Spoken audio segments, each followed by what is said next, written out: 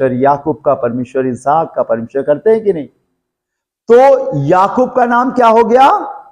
इस्राएल। क्या हो गया? सुनते जाइएगा, इस्राएल हो गया। और उसके बाद कथा बहुत लंबी है, आप बाद में पढ़ लीजिएगा, मैं जिस ओर लेकर जा रहा हूं वो आप समझिएगा। अब याकूब के कितने बेटे पैदा हुए? 12।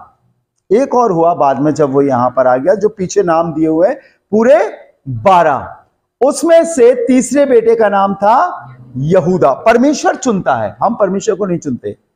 अगर आप यहां पर बैठे हो तो ये आपका सिलेक्शन नहीं है।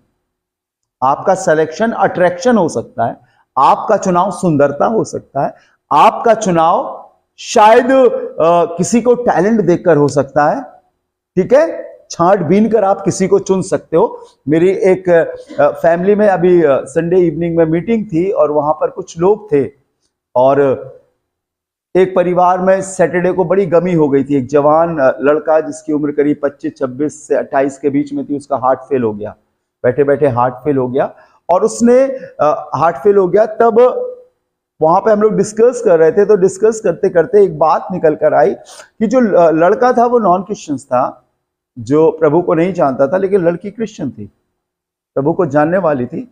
लेकिन उसको बताया नहीं गया, उस शख्स की वाइफ की डेथ हो गई थी, उसके पास 2 बच्चे थे, और उसने किसी तरीके से उसे बहला फुसला कर उससे शादी कर ली। और वो लड़की 1-2 बार अपने चर्च भी आई। फिर जब हमने उसे सारी बातें परमेश्वर के वचन से बताई कि ये जो आप कर रहे हो परमेश्वर की आत्मा ने बताई, तो किनारे। बहुत से लोग मुझसे कट जाते हैं, जब मैं सच्चाई बोलता हूं तो कट जाते हैं। इसमें बुरा नहीं मानना, क्योंकि कई लोग सच्चाई को ग्रहण नहीं कर पाते हैं। याद रखना, यीशु मसीह ने कहा, देखो वो कितने वापस लौट गए, 70 वापस लौट गए, तुम्हें जाना हो तो तुम भी चले जाओ। तब पतरस ने कहा, प्रभु तुझे छोड़कर हम कहां जाएं, अनंत जीवन की बातें तो इसका मतलब कौन चुनता है? हम नहीं चुनते। याद रखना, आप यहां हो, आप बहुत सौभाग्यशाली हो, आप चिंता मत करो। आप अपने पापा को प्यार करते हो, अपनी मम्मी को प्यार करते हो, अपने परिवार को प्यार करते हो, जिन्होंने आपके लिए यहां इंतजाम किया।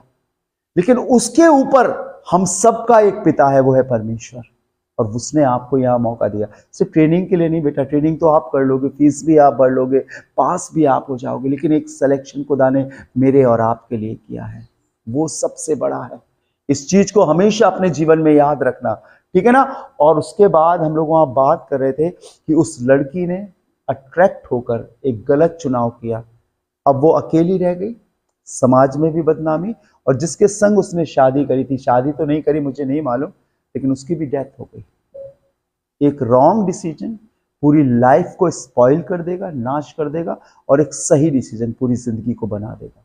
सो जब भी आप चुनाव करें, एक बार में कभी ना करें, ठहरे, प्रार्थना करें, प्रभु के अभिषिक्त लोगों के पास जाए, पवित्र आत्मा से भरे लोगों के पास जाए, आप भी भरो, और जो परमेश्वर कहे उससे करो। ये तो पूरी जिंदगी आंसू बहाओगे,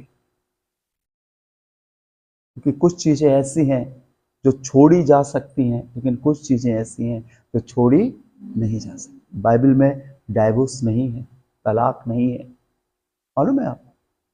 इसीलिए बाइबल में शादी के विषय में बहुत गंभीर बातें लिखी हैं। तुम लोग आगे बढ़ोगे, तुम्हारे माँ बाप प्लानिंग करेंगे, आप अपने लिए प्लानिंग करोगे, जवान हो आप, आगे बढ़ोगे, बहुत चीजें आपके पास आएंगी, चाहे बॉयज हो चाहे गर्ल्स। लेकिन ठहरना थोड़ा सा, टैलेंट देखकर, रंग रूप देखकर, हाइट या पैसा देखकर कभी नहीं चुनना। जो प्रभु ने आपके लिए रखा है वो बहुत अच्छा है। Hallelujah, hallelujah. सो यहां पर बाइबल में लिखा हुआ है, परमेश्वर के वचन में, इसके 12 बेटे थे और तीसरे बेटे का नाम यहूदा था। और परमेश्वर चुनता है और चुनकर आशीष देता है।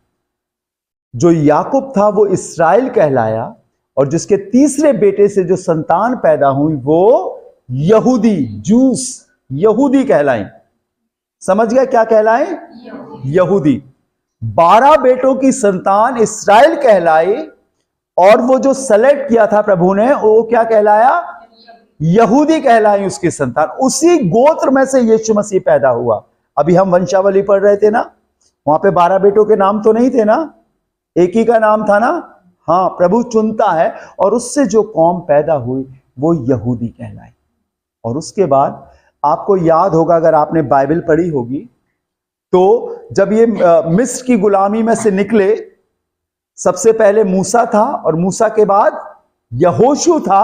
ये अगुवाई करते गए और ये कनान देश में चले गए। कनान देश अर्थात वो पूरा इस्राएल, ये परमेश्वर ने इन्हें दिया था। और बाइबल में लिखा, समय नहीं है बच्चों, नहीं तो मैं एक एक चीज खोल के बताता। यहोशू ने सबको वहां जमीन बांट दी। क्या करी? जमीन बांट दी पूरे इस्राएल में, ठीक है ना, बांट दी। चूंकि इस्माइल अलग हो गया था, इसका परिवार भी आगे बढ़ रहा था, चूंकि ये भी अब्राहम की संतानों में से था, तो ये भी दावा करने लगे। जहां जहां इस्राएलियों ने पाप किया, वहां वहां परमेश्वर ने उन्हें दंड दिया, मिटाया नहीं, दंड दिया। और उन्हें आखिरी में बोला, तुम सारी पृथ्वी में फैल जाओगे, यरूशलेम उजाड़ हो जाएगा। ये जो यरूशलेम भवन है वो किसने बनाया?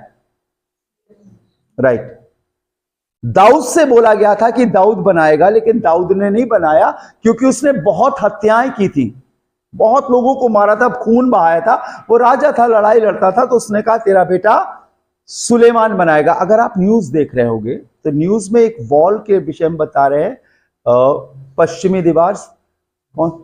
वेस्टर्न वॉल, सुन रहे हैं ना, वेस्टर्न वॉल। आज भी यहूदी उस वॉल के पास, वो सुलेमान के मंदिर की वही दीवार बची है, बाकी पूरा तोड़ दिया गया। और उसके दूसरी तरफ अक्सा मस्जिद है, ठीक है ना, क्रिश्चियंस बोलते हैं। और उसके लिए कितनी कौमें लड़ रही हैं मालूम आपको? कितनी कौमें लड़ रही हैं? 3 कौमें। क्रिश्चियंस बोलते हैं वहां यीशु को सलीब दी गई। मुस्लिम बोलते हैं उनके जो आखिरी पैगंबर मोहम्मद साहब थे, वहां घोड़े पे बैठकर स्वर्ग गए। और यहूदी बोलते हैं वहां पर हमारे पिता अब्राहम ने बलिदान चढ़ाया। ठीक है, तो ये चल रही है। अब आप समझ जाओगे हकीकत में वो किसकी है, ठीक है ना। सो वो पूरा का पूरा इस्राएल बसाया गया और वहां पर उन्हें यहोशू ने जमीन दी। अब ये धीरे धीरे ये कब्जा करते चलेगा, क्योंकि प्रभु के लोगों ने पाप किया। हमेशा याद रखना, परमेश्वर आपका हक आपको देगा, लेकिन अगर आप गलती करोगे तो वो ताड़ना देगा, मिटाएगा नहीं। क्योंकि परमेश्वर ने बना लिखा है, इस्राएल मेरे आंखों की पुतली है, इस्राएल को मैंने बनाया है। हां, उन्होंने पाप किया था, तितर बितर हो गए। अभी आपने सुना होगा जब ये हमास का और इस्राएलियों का युद्ध हो रहा था, तो सारे इस्राएली जो सारे देश में थे वो एयरपोर्ट पर पहुंच गए और वापस जा रहे हैं इस्राएल। अगर मान लो आप इंडिया में रहते हो और आप नेपाल में चले गए और इंडिया में लड़ाई होने लगी, तो आप यही बोलोगे कि लड़ाई शांत हो जाएगी तब मैं आऊंगा। यहां उल्टा है, क्योंकि उनकी जमीन है, उनका हक है, और ये बाइबल में लिखा है। इससे बड़ा सबूत, इससे बड़ी रजिस्ट्री और कोई नहीं। हालेलुया। सो वे वापस जा रहे हैं।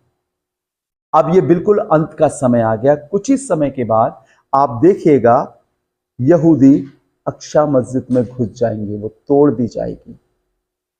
न्यूज झूठी होती है, लेकिन थोड़ा देखा कीजिए ताकि आप बाइबल से टैली कर सको।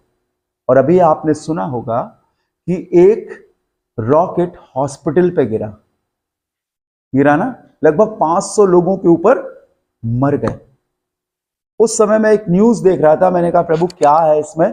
तब एनडीटीवी पर एक न्यूज आई और जो न्यूज एंकर वो कह रहा था सबसे ज्यादा प्रॉब्लम गर्भवती महिलाओं के लिए। और बाइबल में यीशु मसीह ने लिखा है ऐसे दिन ना हो, सर्दी के दिन ना हो और महिलाएं गर्भवती ना हो, नहीं तो उन्हें जगह नहीं मिलेगी। वो भागकर हॉस्पिटल में आ रहे और हॉस्पिटल में बम गिर रहा। ये सारी बातें प्रभु के वचन में लिखा है। यहां पर थोड़ा सा रोकेंगे, आप पढ़ो बेटा, बाइबल लिए हो आप, है आपके पास, पढ़िए आप। आमोस 1 अध्याय 6वां पद, सब निकालिए, सब लोग निकालिए। आमोस नबी की किताब, उसका 1 अध्याय 6वां पद पढ़िए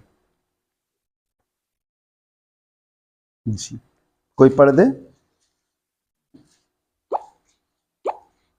आमोस 1 अध्याय 6वां पद देखिए, यहां पर कुछ आया है। यहोवा यूं कहता है, गाजा के कारण मैं उसका दंड ना छोड़ूंगा। किसका? गाजा। आप और किसी किताब में, कोई धार्मिक शास्त्र में, किसी किताब में ये नाम नहीं आएगा। और ये क्यों हुआ है ये भी आपको मालूम होना चाहिए। आपने पढ़ा ना, परमेश्वर पलटा लेने वाला है। पलटा लेना हमारा काम नहीं है, परमेश्वर हमारी तरफ से लड़ता है। जब हम शांत हो जाते हैं ना, वो खड़ा होता है। आपकी ओर से